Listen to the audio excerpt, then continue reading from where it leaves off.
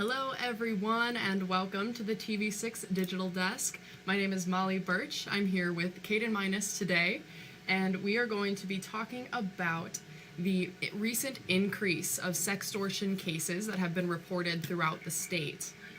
Caden spoke with the MSP today and the FBI to learn more about these cases, and we're going to start off by watching the package that Caden put together for us today.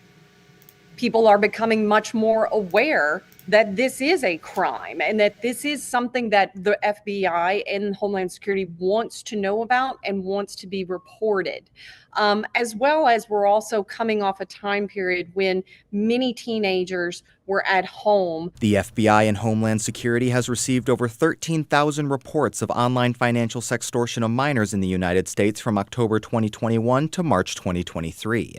Between October 2022 and March 2023, the FBI noted a 20% increase in incidents compared to the same time the year before. Sextortion is when offenders contact victims online or through social media, convince them to take sexually explicit photos, and then threaten to release the pictures unless the victim pays. Marriott says the main motivator for these criminals is money. Getting someone to do anything and everything to make sure that that isn't exposed to friends and family.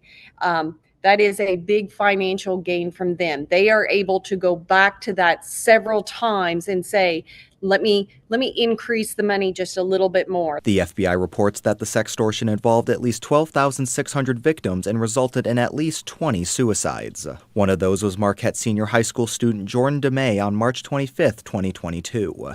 Michigan State Police Public Information Officer Lieutenant Mark Giannunzio believes DeMay's story is increasing awareness among parents. It's a huge eye-opener for small communities like we have here in the Upper Peninsula.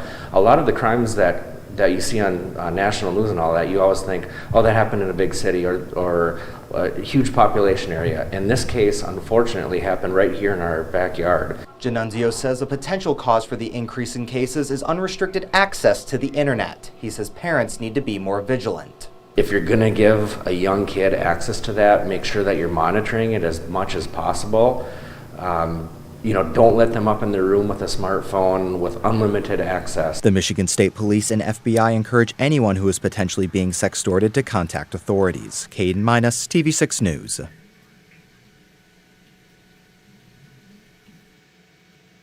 All right, so as Caden mentioned in the package, from October 2021 to about March 2023, the FBI and Homeland Security investigations received over 13,000 reports of these sextortion cases involving minors. Now, Caden, how are these scams being conducted? Well, usually, based off of what I was told from the Michigan State Police and the FBI, these minors are contacted online or through social media, and these criminals are obviously pretending to be someone that they're not. And they convince the minors to send sexually explicit pictures, and then as soon as those criminals receive those photos, they then demand payment, either through like gift cards or wiring money or PayPal or anything like that. And then they demand that payment from the minors, and that's usually how it goes. Mm-hmm. So how are the FBI and Homeland Security handling these cases? So usually, obviously, they're taking it very seriously, and they're encouraging anyone who is experiencing sextortion or suspects someone they know is experiencing sextortion to reach out to the FBI or call your local sheriff's office, Michigan State Police, or anything like that. I guess in regards to like the DeMay case, they were unable to give me any more information because litigations are ongoing, and so we're kind of where we're at with that right now, like just the most recent information that we were able to put out. And then, so. Of course, yeah, and of course that story we will be continuing to cover as we get more information, but as Caden said, Obviously, all the pertinent information we have at this time has been released. So, how can minors keep themselves safe online and avoid these sort of sextortion situations? Actually, the FBI did release a press release with this information that we just gave you, and then also some tips for parents to educate their kids, or for even like kids themselves to keep themselves safe. The big thing on this press release is be selective about what you share online, block or ignore messages from strangers. Obviously, if you don't know that person, you probably shouldn't be talking to them. Be wary of anyone you encounter for the first time online, or of anyone that wants to move to a different platform to have a conversation. So those are usually times like platforms like Snapchat, where messages can disappear right away, but then they can be screenshotted and such like that. And another big thing is, once again, this is also kind of going with not truly knowing who anyone is online. Is people can pretend to be anything or anyone online, and doesn't matter if they have like videos, pictures, like as proof that as who they are. Photos can be fabricated, videos can be copied, anything like that. So those are the big things. And then also in regards to parents, as you saw on what Giannunzio was saying, is have a conversation with your kids.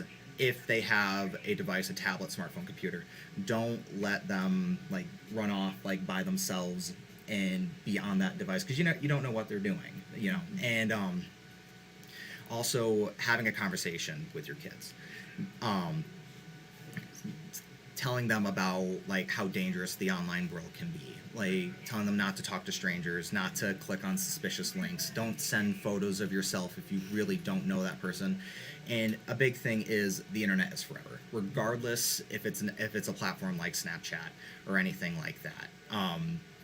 It can be screenshotted, it can be recorded, it can be reposted. The internet is forever.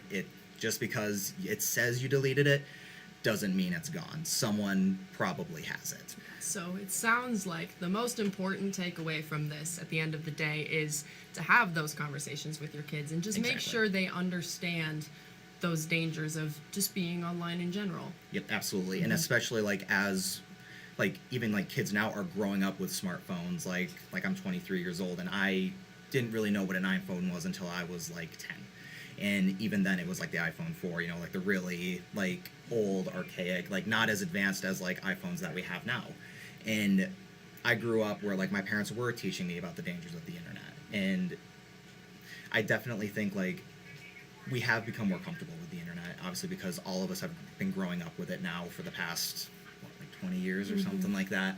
And For this generation. yeah, for at this least, generation, yes. exactly. Like Gen Z, and then even like Gen Alpha nowadays is like growing up with smartphones. And it's just, we got to remind ourselves, like the internet is a scary place. It is dangerous. There are bad actors that want to like harm you or like take money from you or anything like that. There can be at the very Exactly. least. Yes. Well, thank you all very much for joining us today. We appreciate you being here.